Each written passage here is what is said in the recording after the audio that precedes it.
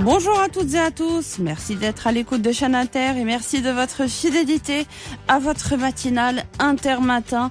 J'espère que vous vous êtes bien reposés. En tout cas, vous avez eu un petit week-end prolongé. J'espère que ça s'est bien passé.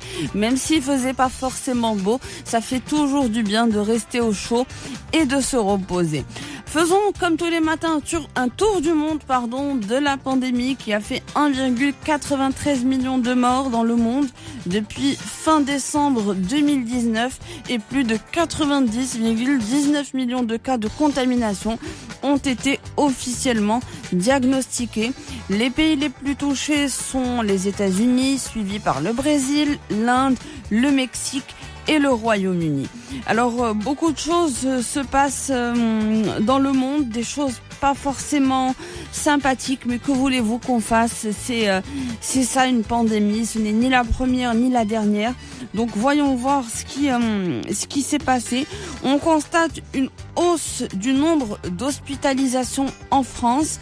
Ce sont les données qui ont été fournies par Santé publique France avec 24 812 personnes qui sont hospitalisées en raison de la maladie due au coronavirus et plus de 2000 qui sont en réanimation. En ce qui concerne le variant anglais du coronavirus, il est en train lui aussi de se propager à une vitesse grand V, sans compter tous les départements en France où il a commencé à contaminer des personnes. Nous le trouvons également dans d'autres pays et dans d'autres continents, comme en Asie. Le Royaume-Uni, lui, connaît des moments difficiles. Les autorités sanitaires britanniques ont signalé 46 169 nouveaux cas de contamination en 24 heures. La semaine passée, l'Angleterre est entrée dans une nouvelle phase de confinement et Londres a été déclarée en situation d'incident majeur en raison de l'affluence dans les hôpitaux provoqué. En ce qui concerne le Portugal, il sera bientôt reconfiné étant donné le nombre de personnes hospitalisées et le nombre de décès, un record depuis le début de cette pandémie. Donc un nouveau confinement strict est en train de se préparer pour cette semaine. Du côté de l'Italie, des dizaines d'élèves ont manifesté hier dans le centre de Rome pour demander la réouverture des établissements scolaires qui ont été fermés dans la plupart des 20 régions du pays afin de lutter contre la pandémie du coronavirus. Les écoles ont réouvert à la mi-septembre après 6 mois d'arrêt et c'est la plus longue durée en Europe. Mais les cours en présentiel dans les lycées ont de nouveau été progressivement suspendus un mois plus tard en raison de la nouvelle vague d'infection. Du côté de la Russie, elle va lancer un essai clinique sur une version simplifiée de son vaccin Sputnik contre le Covid-19. Cette nouvelle version composée d'une seule dose est présentée comme une solution temporaire pour les pays affichant un taux d'infection élevé et qui cherchent donc à accélérer leur campagne de vaccination. En Chine, 1,5 million d'habitants ruraux sont confinés à Pékin. La municipalité de Pékin a fait état d'un nouveau cas de Covid-19 pour un total de 32 malades confirmés depuis le 19 décembre. Et donc, en réaction à ce nouveau cas, la Chine a décidé de reconfiner. Donc les choses ne vont pas en s'améliorant et comme on vous le répète tous les jours, les conséquences des fêtes de fin d'année vont se faire ressentir, mais également ce qu'il faut savoir c'est que nous ne savons pas comment ce nouveau variant du Covid-19 va se propager et va réagir à long terme. Parlons maintenant de l'Organisation mondiale de la santé. On vous avait raconté que des spécialistes, dont des experts internationaux de l'Organisation mondiale de la santé, étaient chargés d'enquêter sur les origines de la pandémie du coronavirus. Donc cette équipe devait initialement arriver en Chine en début janvier. Finalement, c'est à partir du 14 janvier que cette équipe d'experts internationaux de l'OMS vont se rendre en Chine pour pouvoir justement connaître l'origine de ce virus. Est-ce que c'est un virus qui est né en Chine? Est-ce que c'est un virus qui a été apporté par des animaux on sait que les Chinois sont de grands consommateurs d'insectes et d'animaux un peu bizarres. Donc Pékin n'a pas encore fourni de détails sur le déroulement de la visite, mais les enquêteurs devraient être mis en quarantaine à leur arrivée sur le sol chinois. Donc le patron de l'OMS a regretté que l'équipe n'ait pas pu se rendre la semaine dernière, mais aujourd'hui le feu vert chinois intervient 1 an, jour pour jour, après l'annonce du premier mort en Chine, de ce qui n'était encore à l'époque qu'un mystérieux virus. Donc on espère que d'ici quelques temps, on pourra en savoir un peu plus sur ce virus, savoir comment il va évoluer, savoir surtout d'où il vient. D'ailleurs, il faut savoir d'où l'on vient pour savoir où on va. Autre chose importante, c'est l'immunité collective. On sait que l'immunité collective est très très importante pour pouvoir sortir de cette pandémie, mais malheureusement, toujours selon l'Organisation mondiale de la santé, il va falloir se montrer patient. Selon la responsable scientifique de l'OMS, l'immunité collective contre le Covid-19 ne sera pas atteinte en 2021. Il faut continuer justement à appliquer des mesures de protection comme la distanciation physique, le lavage des mains et le port du masque pour contrôler la pandémie. C'est vrai qu'il y a eu des progrès incroyables que l'on doit saluer, qui ont été réalisés par les scientifiques qui sont parvenus à développer plusieurs vaccins sûrs et efficaces en moins d'1 an. Donc ça a été quand même fait assez rapidement. C'est vrai que leur déploiement prend un peu plus de temps, mais bon, il faut du temps pour produire les choses et les doses à grande échelle. Donc ce n'est pas seulement quelques milliers ou quelques millions, mais plutôt des milliards de doses de vaccins qu'il va falloir produire. Les vaccins vont arriver dans tous les pays selon l'Organisation mondiale de la santé, mais il faut savoir en attendant qu'il y a des mesures qu'il ne faut pas oublier, et ces mesures vous les connaissez maintenant: le port du masque, la distanciation physique, toujours être avant les mains désinfectées, ne pas se toucher les yeux, le nez, la bouche. Donc ces choses n'ont pas changé depuis 1 an. Je pense que maintenant nous les avons bien assimilées. Donc en attendant de pouvoir être vacciné, de voir comment les choses vont évoluer, il va falloir rester très très vigilant. Alors la question qu'on se pose aujourd'hui, c'est: est-ce que les personnes vaccinées seront dispensées de masques et de gestes barrières? Alors il faut savoir que la contagiosité des personnes vaccinées n'est pas à ce jour connue. Les pouvoirs publics de plusieurs pays continuent de demander à l'ensemble de leur population de porter un masque et de respecter la distanciation physique. Donc c'est vrai qu'aujourd'hui le vaccin est déployé pour lutter contre la pandémie. C'est un peu notre seul espoir pour sortir de cette crise. Mais c'est pas que dès qu'on est vacciné, c'est bon, on enlève le masque et on s'approche des gens. Loin de là. Il faut rappeler déjà qu'il y a 2 doses de vaccin, donc à quelques jours d'intervalle, et pour que les défenses soient entièrement activées. Il est donc tout à fait possible de tomber malade si une personne est en contact avec le virus et qu'elle n'a pas encore reçu sa dose. Donc si elle est en salle de vaccination ou quelque chose comme ça.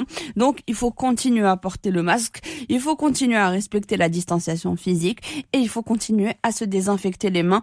On ne perd rien du tout.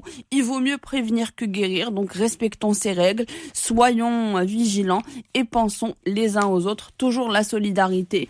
Peut-être qu'avec un peu de solidarité, on pourrait atteindre l'immunité collective d'ici fin 2021 ou 2022. Et comme tous les matins, on retrouve Bheri. Bonjour Bheri. Bonjour Asma, bonjour à toutes et à tous. Bonjour à l'ami Mounir qui nous accompagne à la technique comme chaque matin dans cette émission qui nous garde ensemble jusqu'à 9h. Cette émission toujours, hélas, dominée par l'actualité pandémique. Tout de suite, les chiffres. Les derniers chiffres de la situation tels que fournis par le ministère de la Santé. Et quand vous entendrez ce chiffre, Asma, je suis sûr que comme tout le monde, vous allez tout d'abord vous en réjouir quelque part, mais il faut se rendre à l'évidence parce que c'est un chiffre qui est issu du très peu de nombre de tests effectués. En effet, 456 cas nouveaux seulement ont été annoncés hier, mais issus, je le disais, tout simplement de 6427, de 6883 tests qui ont été effectués. C'est ce qui donne ce chiffre très très bas. Est-ce que ça reflète une réalité, celle de la baisse des cas véritablement sur le terrain? C'est ce que ne manqueront pas de nous apprendre les prochaines informations attendues officiellement de la part des autorités compétentes, des autorités sanitaires compétentes. En tous les cas, donc on retient 456 nouveaux cas seulement, est-on tenté de dire, ce qui porte le total des cas au Maroc à 452 988, 6 883 tests effectués ont donné ce résultat, et dans ces 6 883 tests, 6 427 se sont révélés négatifs. 24 nouveaux décès ont été annoncés, portant le total à 7 767. Et quant aux cas actifs, ils sont aussi en baisse, 19 215, dont 1055 cas considérés comme graves. Voilà pour la situation épidémique. J'ai envie d'enchaîner ce matin sur autre chose, bien sûr.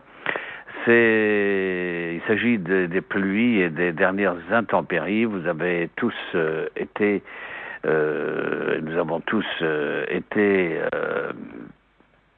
impressionnés par l'ampleur de ces intempéries, l'ampleur de leurs dégâts, ces dégâts des eaux constatés. Nous avons partagé la colère des personnes, des familles victimes des conséquences d'un mauvais fonctionnement de l'écoulement des eaux à travers les infrastructures, notamment dans la capitale économique du royaume, Casablanca. Nous avons aussi été très émus par la situation vécue par des personnes habitant et vivant dans des conditions précaires. La campagne aussi qui a été durement touchée. Nous avons partagé l'émotion des familles qui ont connu un deuil après l'effondrement de certaines habitations. Mais je voudrais garder aussi un œil sur le côté positif de ces intempéries. Il s'agit là de catastrophes naturelles, il s'agit de difficultés dues à des actes de la nature, de dame nature, bien sûr, mais on aurait pu éviter de telles situations. On parlait une fois que les responsabilités qui sont demandées, ardemment réclamées par les victimes et par la population, une fois que ces responsabilités seront déterminées, mais les pluies s'accompagnent aussi d'un côté positif.